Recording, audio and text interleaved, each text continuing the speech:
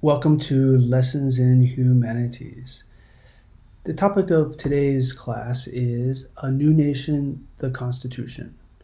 Today, we're going to talk about the Constitution and how it replaced the Articles of Confederation and the struggles the Founding Fathers had to ratify it to start this framework that would create a new country, and that's the country of the United States.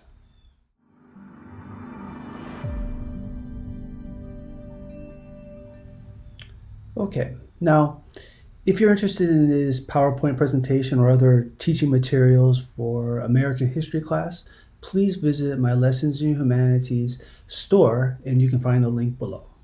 Let's begin. So, this is the beginning of the United States. Now, before this, there was lots of history that influenced what would make America. Of course, way back before Columbus ever came to the New World, you had the Native Americans and some of their culture and language and ways of life, or even sports like lacrosse, would influence what would become the United States. And then in the late 1400s and the 1500s, the New World was dominated by the Spanish. And that would also influence what would become of the United States. And it's in the 1600s that you have the French, the British, and the Dutch. And that will also influence the United States, which is a very cosmopolitan, diverse population. In British America, when the colonists they had a certain set of amount of freedom, sovereignty, that they enjoyed, and they kind of grew up separately from British America. But as we've discussed in prior videos, British government under the King George III would start to enforce laws and control and tax the colonists much, much more after the 7 Years' War, which you can find here on this timeline. And of course, the war is expensive, and King George III and the British government and Parliament needed to get money to pay for the war. And they had a lot of territory to control because the British, with the help of the colonists, defeated the French, and they had all this new territory in what is now America and Canada. So they taxed them. And they did some other laws and regulations which controlled the British Americans. And of course, we have the Stamp Act, the Sugar Act, the Currency Act, and then there were some other acts, like the Intolerable Acts, which happened right before the war, which really controlled the colonists and controlled, people couldn't even assemble in small groups because they were afraid they were going to rebel, right? A lot of these colonists and these patriots before the American Revolution were rebellious. They're not so innocent like the history books like to make them out to be. But the point here is after many years of being part of the British Empire, a war would ensue, and then the Americans would win, and there'd be a new country called the United States of America. But with a new country, they need new laws. They need a new framework for government. They need a new constitution. So that's what this class is going to concentrate on. But before we start, or before we get into more detail, I'd like you to think about, what do you think is the responsibility of the government? Do you think the government should be powerful or weak? That sounds like a strange question, but do you want an all-powerful government like King George and the British, which was not as strict as other European countries at the time, controlling what you say, what you believe in when it comes to religion, or freedom of the press, or to have guns, a lot of these freedoms that Americans are proud of today? Another question is who has the power? Is it with a king, a president, with a parliament, with the states? Because you have like 13 states, which are kind of like different countries in a way. Should they have the power? That's another question. It's really difficult to form a government. I mean, it seems easy when you look at it from today, a couple hundred years later, but it was quite difficult to form a government because, like I just mentioned, the Americans, they were fearful of having a monarchy with a King George III in control. They were fearful of that, and they remember the intolerable acts where they were completely controlled, where they had soldiers put in their houses, where they had the ports blockaded by the British soldiers. They didn't want that. They wanted something different, right? So they had to create a new government, and the government they were going to eventually create is what we know today in the United States. But before that, and during the Revolution, they had the Articles of Confederation. Now, this is important. This is the first constitution in the newly developed United States of America. And it didn't have a president or a judicial branch. It just had a Congress. And each of the states had one representative or one vote. It was equal. And they had a weak central government. And that was on purpose. They didn't want to become like Britain was. But that's going to be some problems, right? Not everybody was happy about it. People like James Madison, who's going to be considered the father of the Constitution, argued that they needed a stronger central government or federal government. Same thing. Even though he too did not want to become like Britain, he said we need to be strong. We need stability, and to do that, you need to have a strong federal government, because under the Articles of Confederation, they couldn't tax people, which means they didn't have enough money. They couldn't pay off the war debts, and they couldn't stop, domestic violence or domestic rebellion. So James Madison and other people were talking about replacing the Articles of Confederation for years, right? But people still wanted this weak central government. And there was even talk of a coup d'état, where they would overtake Congress and they would put George Washington as the president. Not the president, the king. It would be King George Washington. But George Washington was against this. And George Washington was retired at this time. He wasn't planning on becoming president or king. But when he stopped this coup, and he told people he didn't want to become a king, that they didn't need a king in the newly developed United States, King George III, who was a king, who they had just defeated a few years back, said if he does that, he will be the greatest man in the world. So that shows you a little bit about the character of George Washington at the time, who of course had a brilliant career, incredibly influential, great leadership skills, and of course he did own many, many slaves. So not all good, obviously, but this was one of the strongest, most respected people in early America. Now, like I mentioned, the federal government couldn't levy taxes. The states did that. But that made the federal government weak. They couldn't pay the war debt, and they couldn't stop domestic violence or domestic rebellion in different states. For example, the Shays Rebellion. This happened in Massachusetts, in the back country, away from the big city elites in Boston, but kind of the back country people, the farmers or the poor people. And some of these poor people, remember the economy is very bad, right? And the local governments can't pay up back the war debt. They are in debt and they can't find jobs, and they owe loans for their farms or their land or their equipment. They can't pay it back. So they wanted the local government to help them, or to tell the lenders to forgive their loans. And the local government didn't side with the poor farmers. And some of these poor farmers were veterans. Some of them were local. They fought in the American Revolution, and they still hadn't been paid. So imagine being poor, fighting for your country and starting the new country, the United States of America, not getting paid, and owing all this money in a bad economy. So obviously there's going to be some discontent. And that's what happened. Is there's going to be a little bit of a rebellion, and they're going to surround the courthouses and stop judges from arresting people who don't pay back their loans. And they're going to call in the militia. They're going to call the British, the Massachusetts are going to call in the local militia to stop these people who follow the guy named Daniel Shays, and they're called Shaysites. So he's going to stop the Shaysites and try to stop this little rebellion, which got out of control. But the important point here is the federal government was unable to help. They're too weak. They didn't have a strong army or the ability to collect money. And after years of mismanagement and of weak government, it was the Shays Rebellion that is the key. It's the turning point. It's when they said, okay, we're done with this. We're going to have a new constitution. In fact, they didn't say that. They said we're going to change the Articles of Confederation. That was the plan, right? So that's what they're going to do.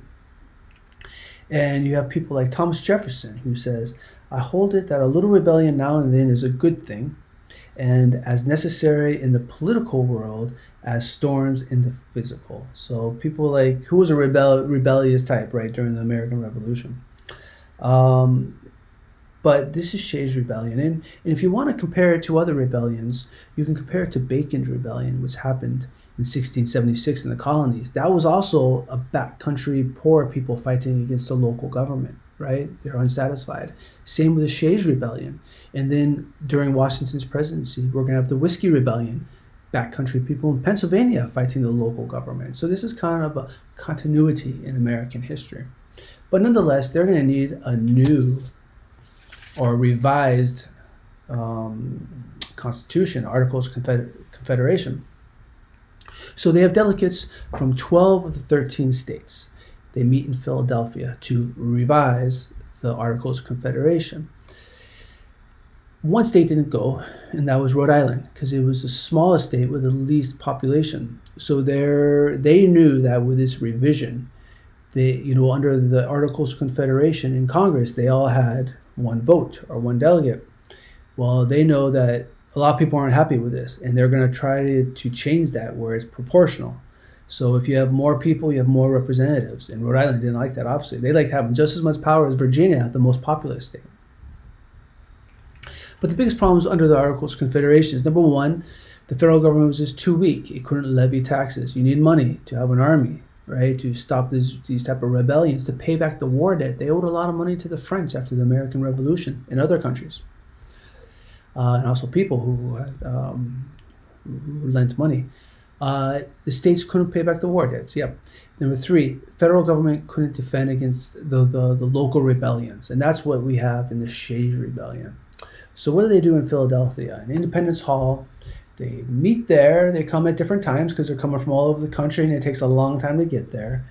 One of the earlier people was James Madison.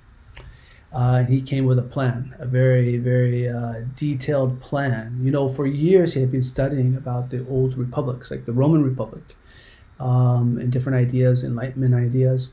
So he was prepared to make a change, and he did. He's considered the father of the Constitution. But these people, they go there, they close the doors, they close the windows, hot, it's sweaty, and they just tear up the Articles of Confederation, figuratively. And when they do this, they're going to rewrite a whole new one, and it's going to be the Constitution, the same one that is used in the United States today, the second oldest that is still in use today. Many people or many countries have constitutions, but they change them over their history. But this one is the oldest that is still, second oldest that is still in use today. But like I was saying, we have the father of the Constitution, which is James Madison, also be the fourth president. Very intelligent man, extremely intelligent, very well read. He's also very short, so he's not this big, powerful looking leader like George Washington, just a short little guy, but very intelligent, and he has studied about the Roman Republic. And in some of these classical ideas of a republic, that's what he was studying, is republics. It talked about a republic being small, because what is a republic? A republic is when you have representatives representing you in different parts of the country for the federal government. And it should be noted that the United States technically is not a democracy, certainly not a direct democracy. It's a republic. So we have representatives in Congress who represent us. Even the president, we don't directly vote for the president. We give our votes, and then there's electors who actually choose the president. So it's a little bit different than a democracy. People don't really realize that. But nonetheless, he was studying about republics, and there was these ideas that you can't have a big one, right? And the United States wasn't as big as it is today, but it was still a relatively big size. So this idea was it had to be small if it was going to work. But Madison thought, you know what, maybe it could be bigger. Maybe there's a way we can make it where it can be responsible for a very diverse population of people, diverse in ideas, in culture, religion. So he thought it was possible, and what he's going to create with the Founding Fathers is a very unique form of government that the world had never seen, that is still in use today, that influences a lot of countries. So we have three branches here. So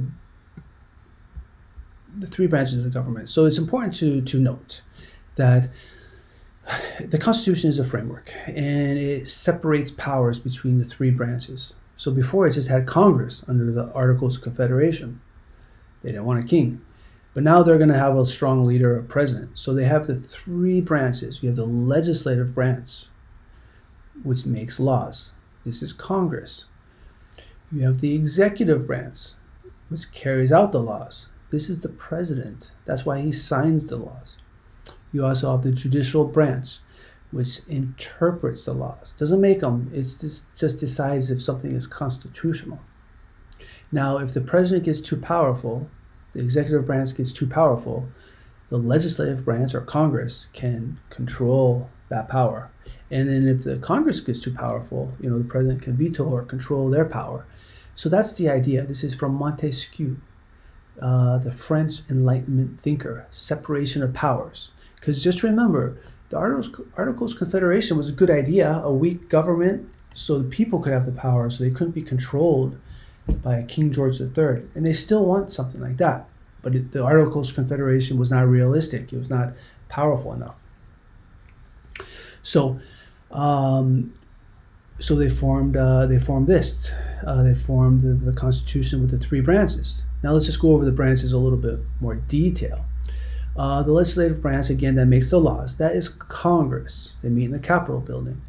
And there are two houses. You have the Senate. Every state has two senators. And you have the House of Representatives. So states like California has a lot more representatives than Wyoming.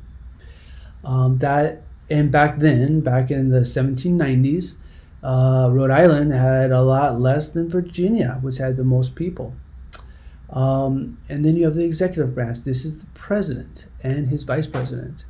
And he also has the cabinet. So this is, for example, the Secretary of State, Pompeo, today.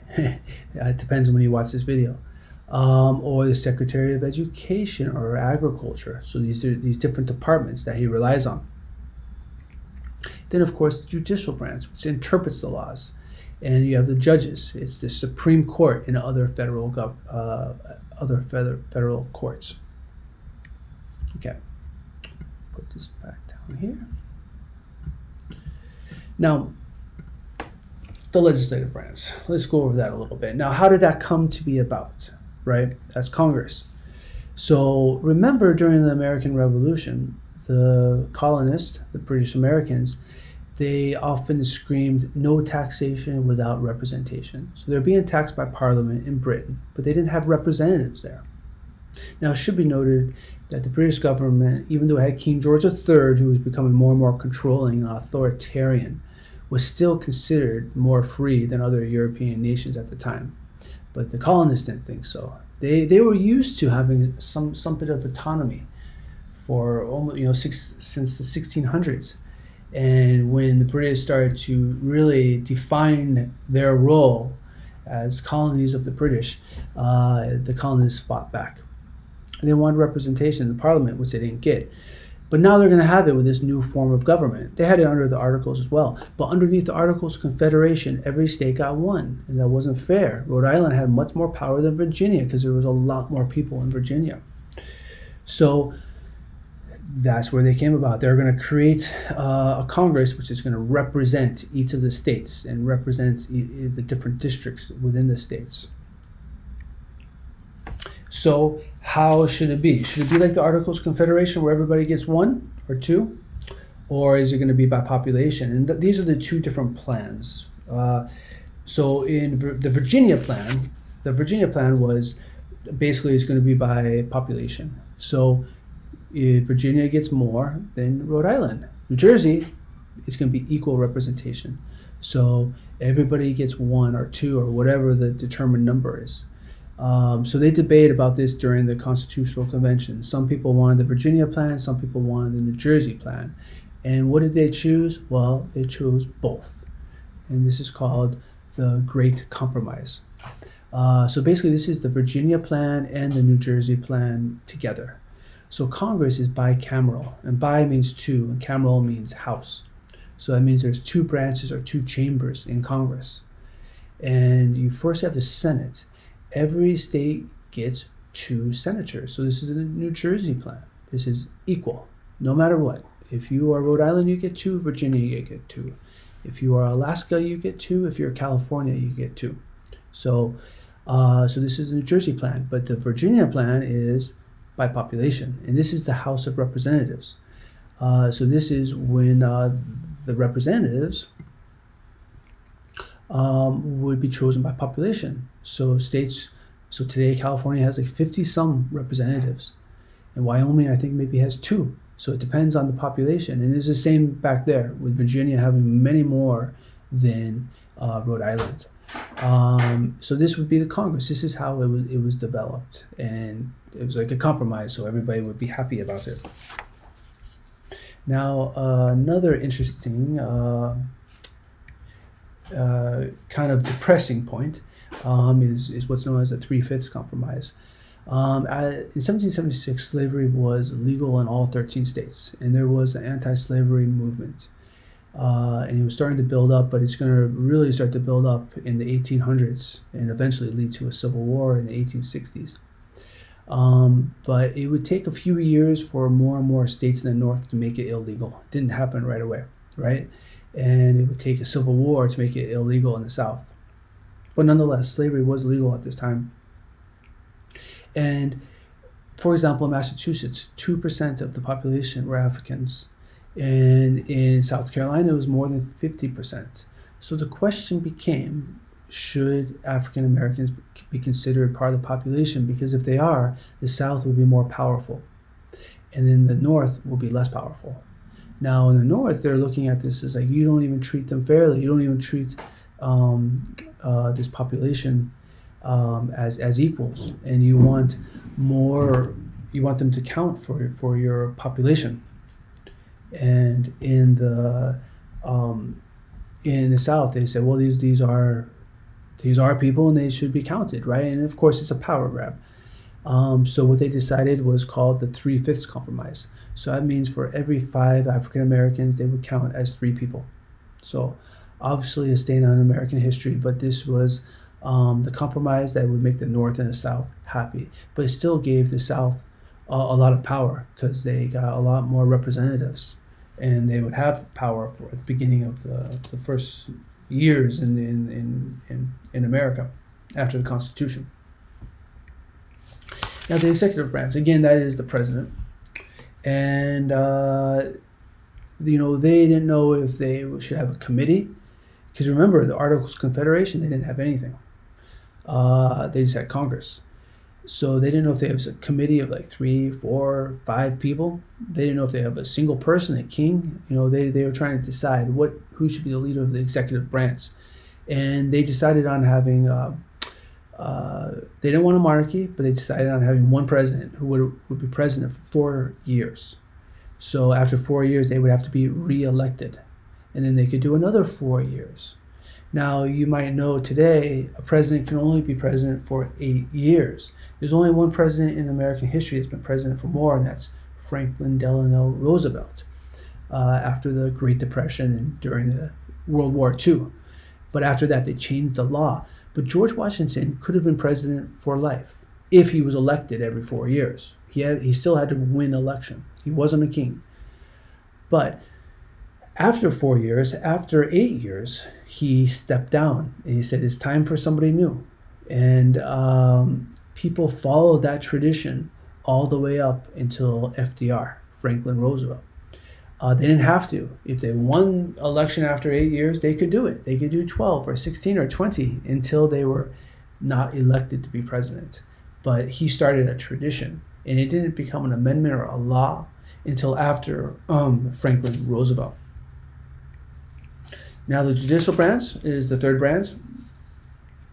And unlike the legislative and executive branch, which are chosen by people, the judicial branch is appointed by the president and approved by the Senate.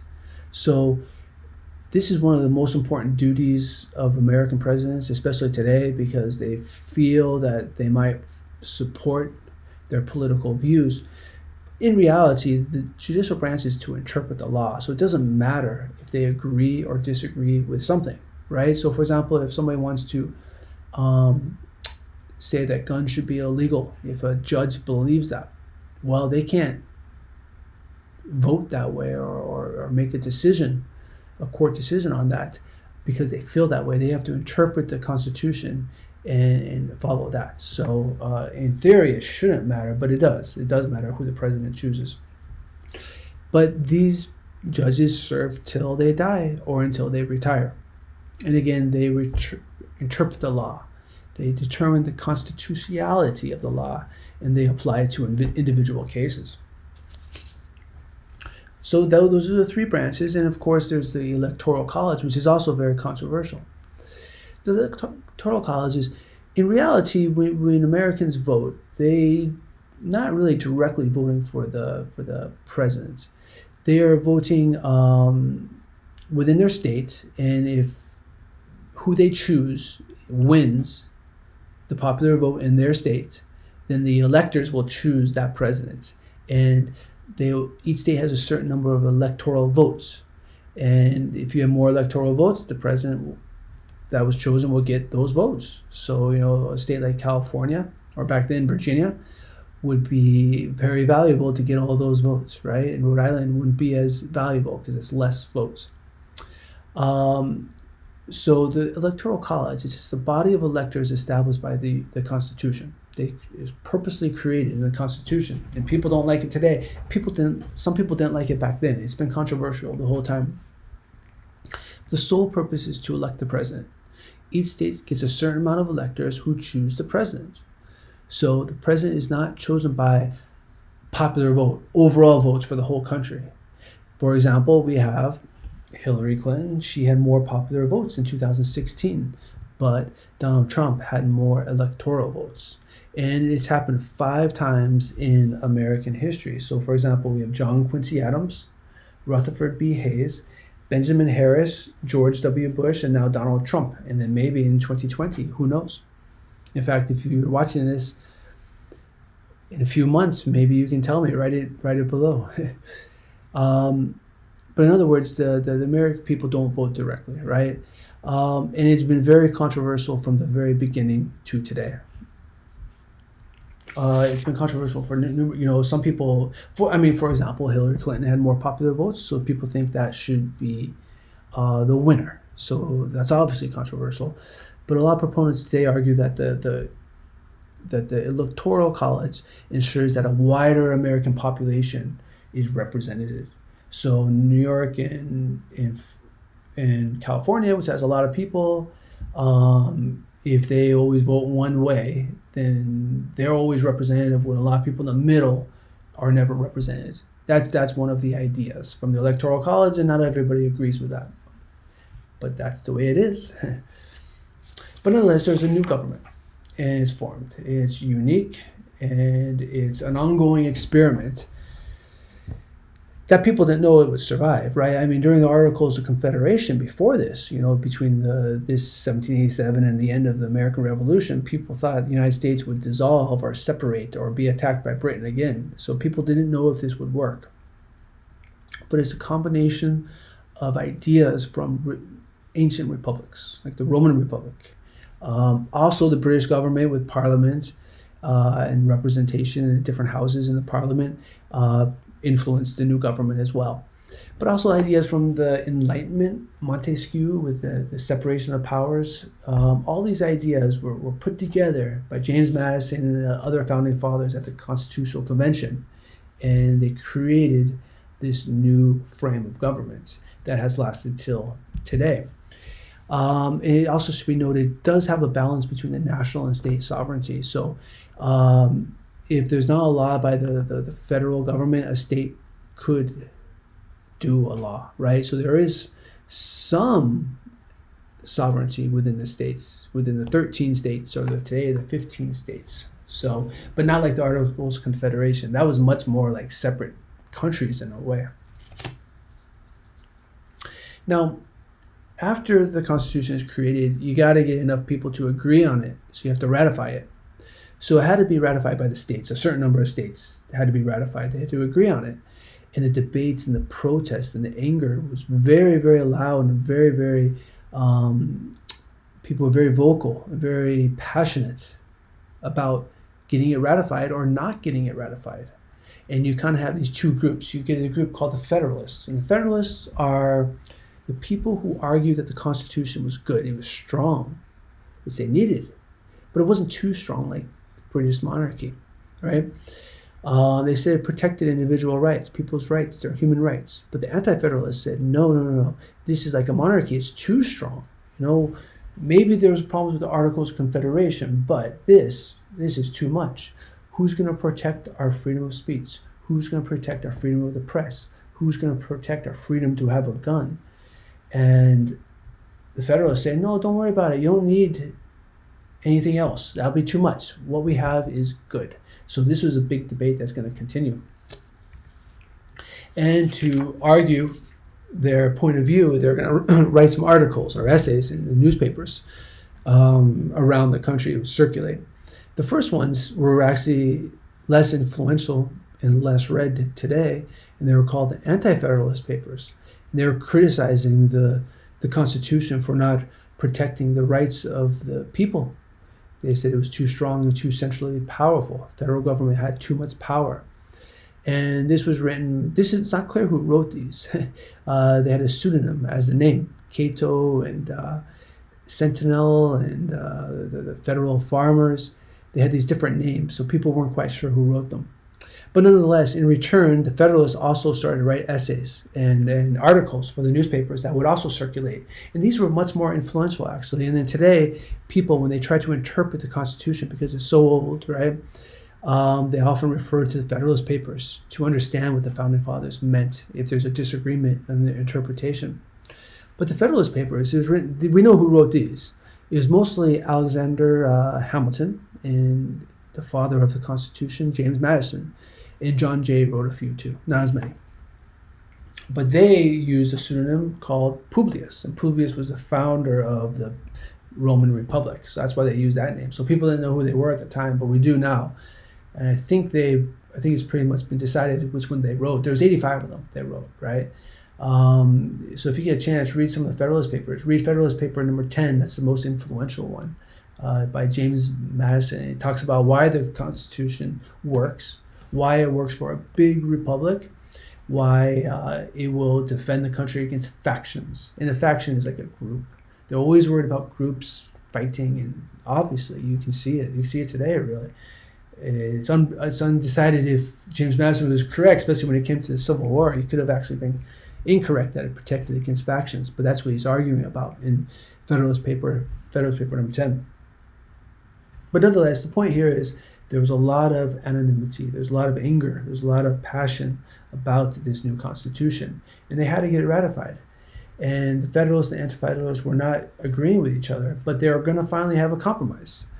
And they're going to add what is known as the Bill of Rights. The Bill of Rights is the first 10 amendments of the 27 amendments that are currently added to the Constitution. So the idea here is that if you add these rights, because that's what the Anti-Federalists were worried about, we will ratify the Constitution. And then the Federalists, while some of them didn't think the Bill of Rights was necessary, they agreed. And especially James Madison, he wrote them. He ended up writing the Bill of Rights, even though he was initially a Federalist. And these first 10 amendments included for number one, the freedom of religion, even though it was a very Protestant country or Anglican, or depending on where you were in the country, not too many Catholics or Jews, you could believe what you wanted to believe in. It had to be, the government couldn't tell you what to believe or what not to believe. Freedom of speech, you can speak when you want to speak.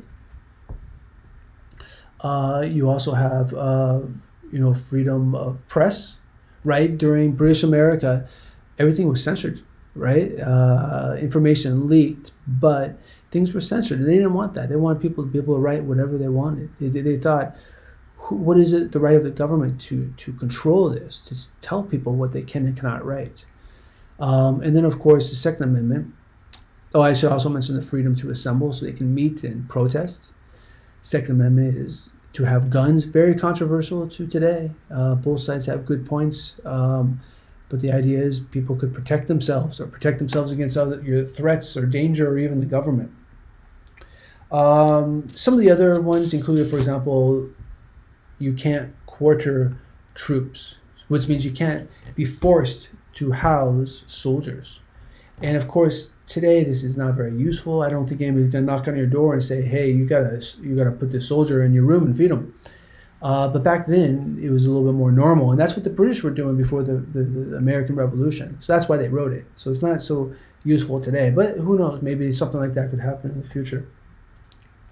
Others included no unreasonable searches or seizures, the right to a trial by jury, no cruel or unusual punishment. The 10th Amendment also says the states have rights and powers. If it doesn't break the Constitution, they have their own rights and powers to pass laws. So that kind of shows you a little bit about the federal system. So you got the federal government, and you got the 13 states or the 50 states, and they have their local governments, and they have their own powers and rights and sovereignty in some ways. But the supremacy clause is the supreme leader, I guess you could say, or document is the Constitution. Other amendments too, I might as well mention. This would allow more amendments to be added later, right? Times change, and there might be. And they didn't know if this Constitution would work, so they added some more changes later, and that included, for example, the 13th Amendment would abolish slavery. You also have the 19th Amendment would allow women to vote, so these are important amendments. And even 18th Amendment said alcohol was illegal, but then the 21st Amendment said alcohol was legal, right? So these just kind of gave people their rights and changed the Constitution a little bit. But people always refer to this. The Judicial Branch will refer to this if deciding if something is legal or illegal. But that's it. That is the forming of the Constitution of the United States, the second oldest living framework for government that is still in use today, and can be controversial, but it can be amended. It's supposed to give people their freedoms and their liberties, and protect them from that, from a government, controlling their speech or controlling what they write in the paper or on TV. It gives people the right to protest and argue and assemble against the government so they can be heard. And of course, the Constitution itself just does the framework. So that how you select the president, the makeup of the Congress with the Senate and the House of Representatives, and then the Judicial Branch and how they're selected. That's all from the Constitution. So definitely read it, right? And read the Bill of Rights. And if you are interested, I have some cheat sheets. You can look at my store, Lessons in Humanities. Click below. You can find a cheat sheet for the Constitution and a cheat sheet for the Bill of Rights. And if you're studying this or you're a teacher, you can just put it on your table and just have a quick reference. So it's pretty neat. So thank you so much. If you really got to this far, I really appreciate it. And just give me a like or subscribe. I don't ask too much like other YouTubers do. So thank you so much. I'll see you next time.